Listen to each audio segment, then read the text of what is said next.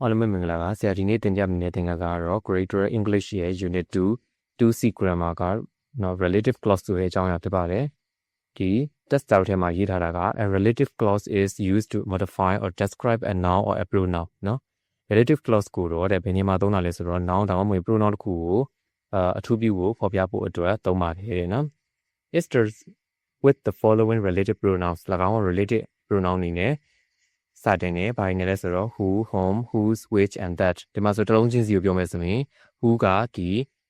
subject နော်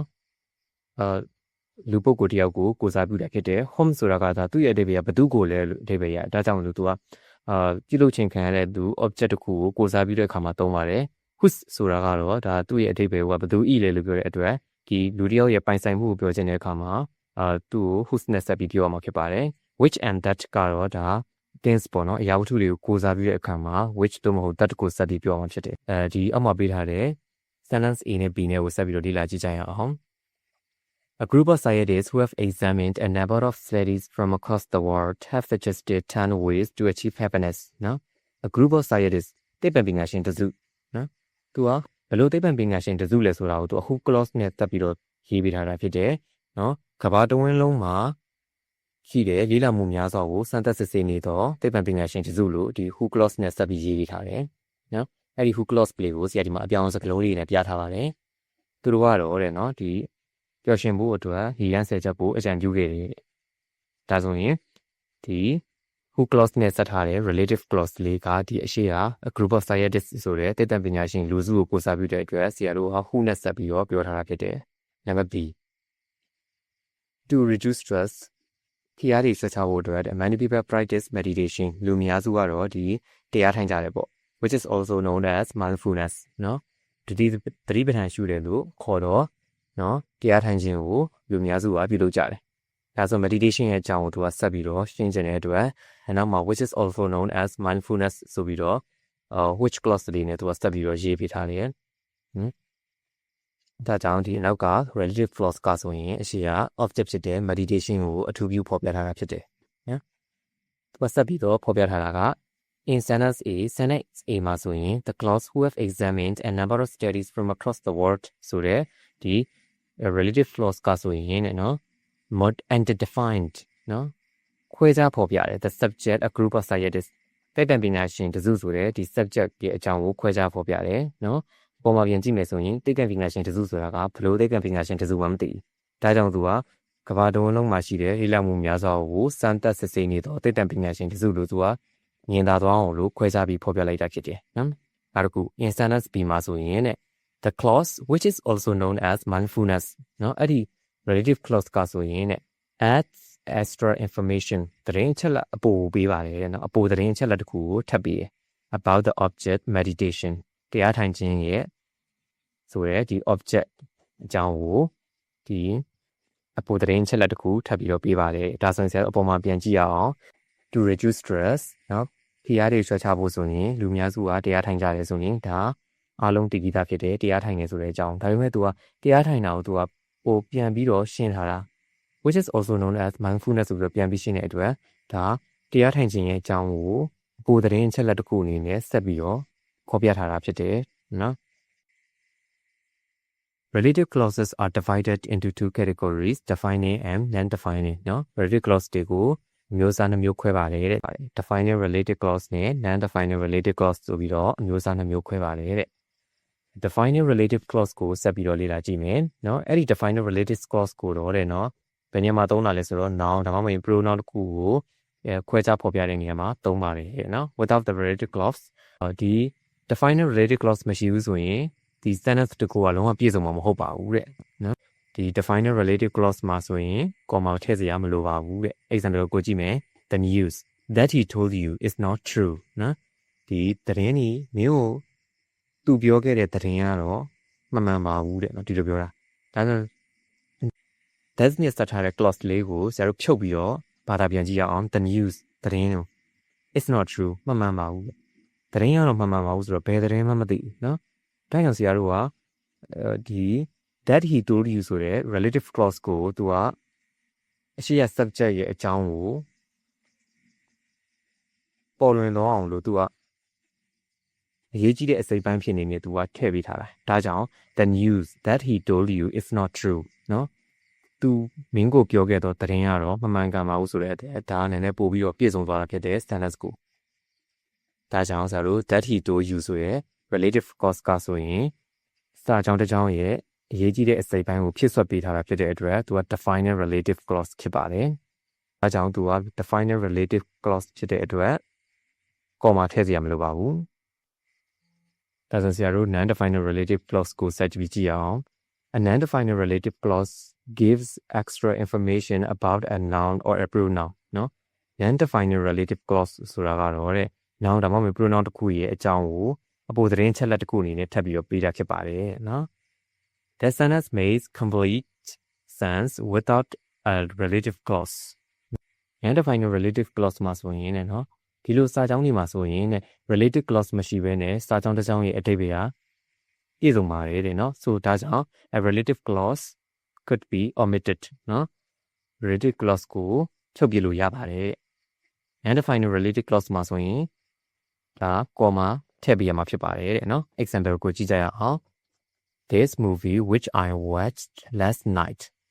has caught the attention of the media This movie ဒီရုပ်ရှင်နော် which I watched last night ဆိုတာကကျွန်တော်လွန်ခဲ့တဲ့ညကြည့်ခဲ့တဲ့ရုပ်ရှင်ကိုပြောတာဒါကြောင့်ဆရာတို့က which clause လေးကိုခဏဖယ်ပြီးတော့ဘာသာပြန်ကြည့်အောင် has caught ဆိုတာကရရှိခဲ့တဲ့ the attention of the media ဆိုတာကဒီမီဒီယာရဲ့အာရုံစိုက်မှုကိုရယူထားတယ်ပေါ့ဒီရုပ်ရှင်ကမီဒီယာရဲ့အာရုံစိုက်မှုကိုရယူထားတယ်ဆိုတဲ့အတွက်စာကြမ်းကြောင်းကနော်ပြည့်စုံပါတယ်အဓိပ္ပာယ်ပြည့်စုံပြီးသားဖြစ်ပါတယ်ဒါပေမဲ့သူက movie ရဲ့အကြောင်းကိုထပ်ပြီးတော့အပေါ်သတင်းချက်လက်ကလေးထည့်ပြီးပေးခြင်းတဲ့အတွက် which I watched last night ဆိုတဲ့ relative clause နဲ့ဆက်ပြီးပြောထားတာဖြစ်တယ်ဒါကြောင့်ဆရာတို့ကဒီမှာဆိုရင်ဒီ relative clause ကဆိုရင်စာကြောင်းတစ်ကြောင်းမှာဖြုတ်ပြလို့လည်းရတယ်သူကဘာလို့လဲဆိုတော့ဒီအရှိရာ this movie ဆိုတဲ့ subject ရဲ့အကြောင်းကိုအပေါ်သတင်းချက်လက်တစ်ခုအနေနဲ့ပေးထားခဲ့တဲ့အတွက်စာကြောင်းတစ်ကြောင်းအကျယ်မလိုအပ်တဲ့အစိပ်ပိုင်းတစ်ခုဖြစ်တယ် non-definite relative clause တစ်ခုဖြစ်တဲ့အတွက်လည်းသူ့မှာဒီ comma လေးတွေကုတ်ထားတာကိုတွေ့ရတယ်နော်ဒီမှာဆိုရင်ဆရာတို့တစ်ခုမှတ်ကမှာက non-definite relative clause မှာဆိုရင်ဒီ subject ကိုကိုးစားပြုတဲ့အခါမှာဆိုရင် comma ကိုနှစ်ချက်ကုတ်ပြီးတော့ object ကိုကိုးစားပြုတဲ့အခါမှာဆိုရင် comma တစ်ချက်ပဲကုတ်အောင်ဖြစ်ပါတယ်နှုတ်ကိုကြည့်ကြရအောင်နော်မှတ်သားထားမှာတဲ့ non-definite related clause မှာဆိုရင် we can use who whom whose and which နော် who တွေ whom တွေ whose တွေ which တွေကိုသုံးရမယ် we do not use that ကျွန်တော်တို့ that ကိုတော့မသုံးရပါဘူးတဲ့နော်တကူမှတ်ထားမှာ non-definite relative clause မှာတခြား relative pronouns တွေကိုသုံးလို့ရတဲ့စိတ်မဲ့ that ကိုတော့သုံးလို့မရပါဘူးတဲ့နော်ဒီဒါဆိုရင်ဆရာတို့ definite relative clause နဲ့ non-definite relative clause အကြောင်းကိုသိပါပြီဆိုတဲ့အတွက်ဆရာတို့အပေါ်မှာပြောခဲ့တဲ့sentence A နဲ့ B မှာဘယ်က definite relative clause လဲဘယ်က non-definite relative clause လဲဆိုတာကိုပြန်ပြီးတော့ခွဲကြည့်အောင် A ကိုပြန်ကြည့်မယ်သူသိပ္ပံပညာရှင်တစုကတဲ့လေကောင်က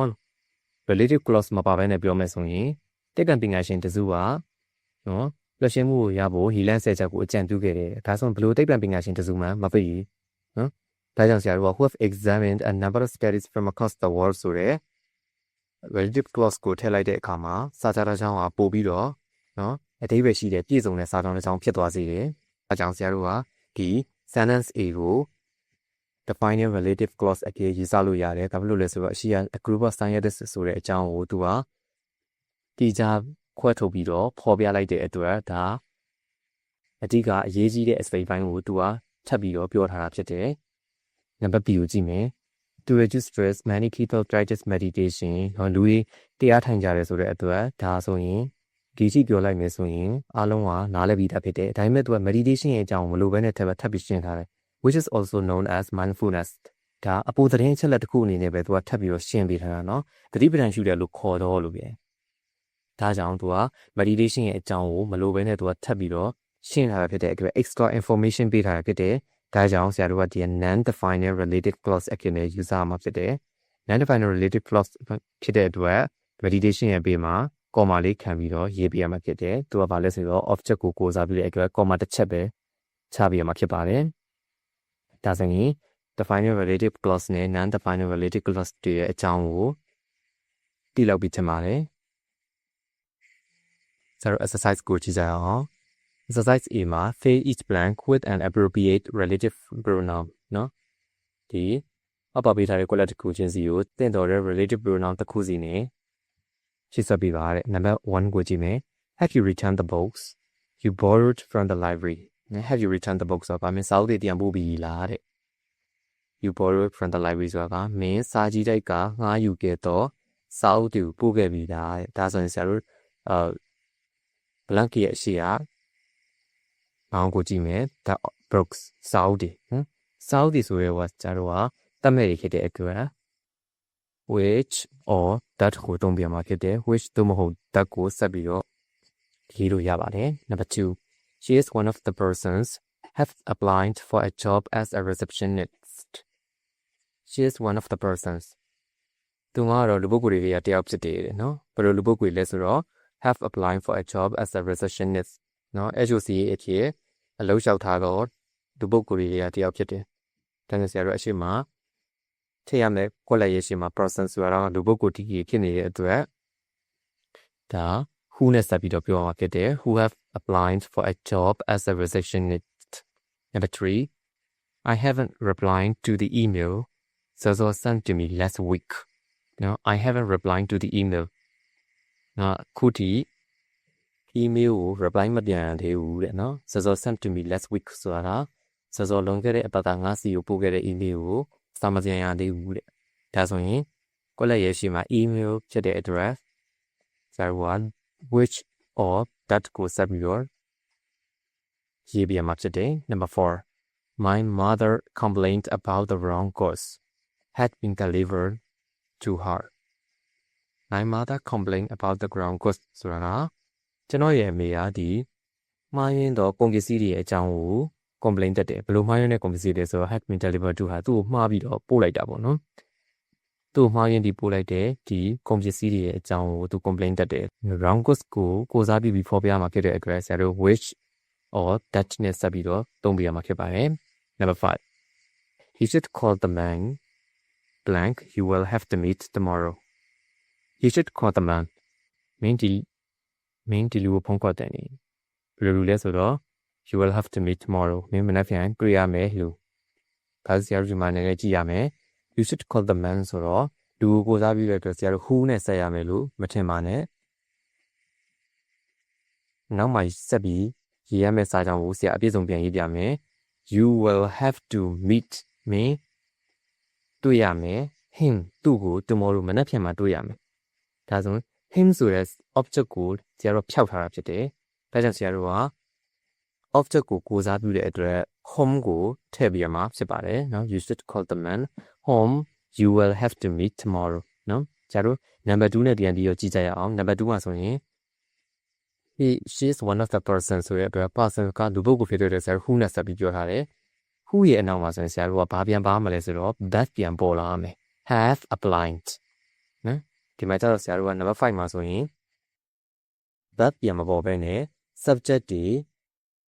will have ဆိုရယ် birthday ပြန်ပေါ်လာရဲဆိုတဲ့အတွက်ဆရာတို့ကအဲ့ညမှာ who start လို့မရပါဘူး။ဘယ်ဟာလိုနေလဲဆိုတော့လူတစ်ယောက်ရဲ့ပိုင်ဆိုင်မှုလိုတာလား object လိုနေရလားเนาะဒီလိုမျိုးစဉ်းစားမှာဖြစ်ပါတယ်။ဒါကြောင့်ဆရာတို့အနောက်ကအစာကြောင်းအပြည့်စုံပြန်ရေးပြီးတော့စဉ်းစားကြည့်ရမယ်။ You will have to meet him tomorrow သူ့ရဲ့စာကြောင်းပြည့်စုံပါเนาะ him him ဆိုတဲ့ဒီ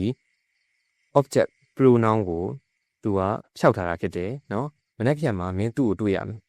သူ့ကိုဆိုတာကအရှိရ the man နော်ဖုံးခေါ်တဲ့လူကိုပြောတာ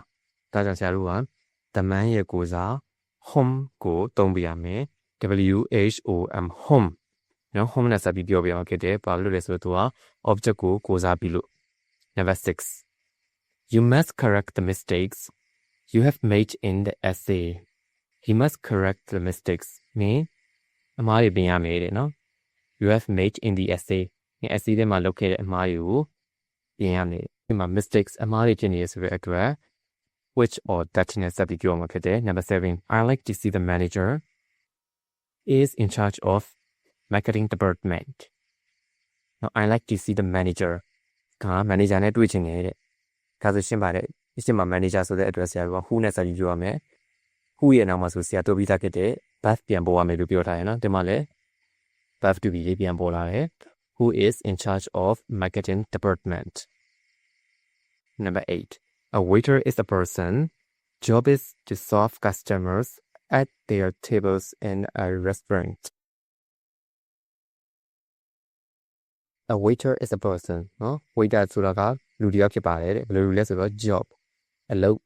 ကတော့နော်အလုပ်ကိုင်ရတော့ is to serve customers customer တွေဝန်ဆောင်မှုပေးဖို့ဖြစ်တယ်နော်အဲဆိုရင်ဒါဆိုရင်ဆရာတို့က job လိုအပ်တဲ့နေရာလေးပဲကြည့်လိုက်မယ်နော် JOB job ဆိုတာ noun ဖြစ်တယ်နော် noun ဒါဆိုရင်ဆရာတို့ကဒီအရှိက waiter ဆိုတာကလူပုဂ္ဂိုလ်တစ်ယောက်ဖြစ်တယ်အဲ့ဒီလူပုဂ္ဂိုလ်ရဲ့အလုပ်ကိုင်လို့ဆရာတို့ကပြောချင်တာဒါကြောင့်အရှိကလူပုဂ္ဂိုလ်ရဲ့ပိုင်ဆိုင်မှုကိုပြောချင်တာနော်အနောက်မှာလည်းဆရာတို့က JOB job ဆိုတဲ့ noun ဆိုတာကအရှိကလူပုဂ္ဂိုလ်ရဲ့ပိုင်ဆိုင်မှုအဖြစ်သုံးထားတာဖြစ်တယ်ဒါကြောင့်ဆရာတို့ကပိုင်ဆိုင်မှုကိုပြောချင်တဲ့အတွက် whose နဲ့ဆက်ပြီးတော့ပြောအောင်ဖြစ်တယ် whose job is to serve a customers at their tables in a restaurant Number 9 people blank or honest are always trusted people နော်လူတွေဒါဆိုဆရာပြောလူတွေဆိုရဲဆိုရှင်းပါတယ်ဘာနဲ့စကားမလဲဆိုတော့ who နဲ့ဆက်ပြီးပြောရမယ်ဘာဖြစ်လို့လဲဆိုတော့ဆရာခုနရှင်းပြီးသားဖြစ်တယ် who ရဲ့နောက်မှာ back ပြန်ပေါ်ရမယ်ဆိုတဲ့အတွက်ဒီမှာ ARER back to be ပြန်ပေါ်လာပါတယ် Number 10 What is the name of the author won the Myanmar National Literary Award in 2021size ရဲ့အနီးကဘယ်သူလဲတဲ့နော်ဘယ်လို size ရလဲဆိုတော့ won the Myanmar National Literary Award in 2021ဆိုတော့2021ခုနှစ်မှာမြန်မာမျိုးသားစာပေဆုကိုရခဲ့တဲ့စာရေးဆရာဒါဆိုဆရာရှင်းပါတယ်စာရေးဆရာဆိုရဲဟိုက who နဲ့ဆက်ပြီးတော့ပြောရမယ် who ရဲ့နောက်မှာလဲဆက် buff လိုက်ရမယ်ဆိုတဲ့အတွက်ဒီမှာ won ဆိုတဲ့ buff က line နေတာဖြစ်တယ်ဆရာတို့က who won the Myanmar National Literary Award in 2021လို့ဆက်ပြီးတော့ရေးပြမှာဖြစ်တယ်ကဲဒါဆိုရင် number A အတွက်အဖြေတက်ကြည့်အောင် number 1 which or that number 2 who number 3 which or that number 4 which or that number 5 whom number 6 which or that number 7 who number 8 whose number 9 who number 10 who number B ကိုဆက်ပြီးတော့ကြည့်ကြရအောင် number B မှာ Complete the sentences using who or which and one of the appropriate items in the box. Complete the sentences. ဝါကြတွေကိုဆက်ပြီးတော့ဖြည့်ဆွက်ပြီးရေးပြပါတယ်နော် Using who or which ဆိုတာက who နဲ့ which တွေကိုအသုံးပြုပြီးတော့ one of the appropriate items in the box ဆိုတာက box ထဲမှာပေးထားတဲ့တင်တော်တဲ့အချက်တစ်ခုချင်းစီနဲ့ who တွေ which တွေနဲ့ဆက်ပြီးတော့ရေးပြပါတယ်နော် Opens the cupboard door ဆိုရင်ဒါဗီဒီယိုတကားကိုဖွင့်တာ Can help me install the GPS application GPS application ကိုတဲ့ install လုပ်တဲ့နေရာမှာကူညီနိုင်တာပေါ့နော် Has saved their son from drowning နော် Have saved ဆိုတာကကယ်ဆယ်ခဲ့တယ် their son တို့ရဲ့သားကို from drowning ဆိုတာကရေနစ်နေတဲ့နေရာနဲ့ကယ်ဆယ်ခဲ့တယ်ပေါ့နော် Mala sent to me ဆိုတာကမာလာကျွန်တော်ကိုပို့လိုက်တယ် I paid ပေးထားတယ် upward salary ဆိုတာကလစာနည်းနည်းပဲပေးထားတယ် Interviewed me ဆိုတာကငါ့ကို interview တာပေါ့နော်ဒီချက်တွေနဲ့ဆရာတို့က who ဒါမှမဟုတ် which နဲ့ဆက်ပြီးတော့ပြောပြရမှာဖြစ်တယ် Number 1 the laborers ဆိုတာကအလုပ်သမားတွေနော် cannot live on it ဒီညမှာနေနိုင်ကြဘူးတဲ့ဒါဆိုရင်ဘယ်လိုအလုပ်သမားတွေလဲဆိုဆရာတို့ကလစာနည်းနည်းပဲပေးထားတဲ့အလုပ်သမားတွေပေါ့အားကြောင့်မလို့အရှိမအလုပ်သမားတွေဆိုတဲ့အတွက်ဆရာတို့ who နဲ့ဆက်ပြီးတော့ရေးပြရမယ် who are paid a poor salary နော်ဆရာပေါ်မှာပြောခဲ့သလိုအရှိမလူပုဂ္ဂိုလ်တွေဆိုရင် who နဲ့ဆက်ကမယ်ဒါပေမဲ့ modern English မှာတော့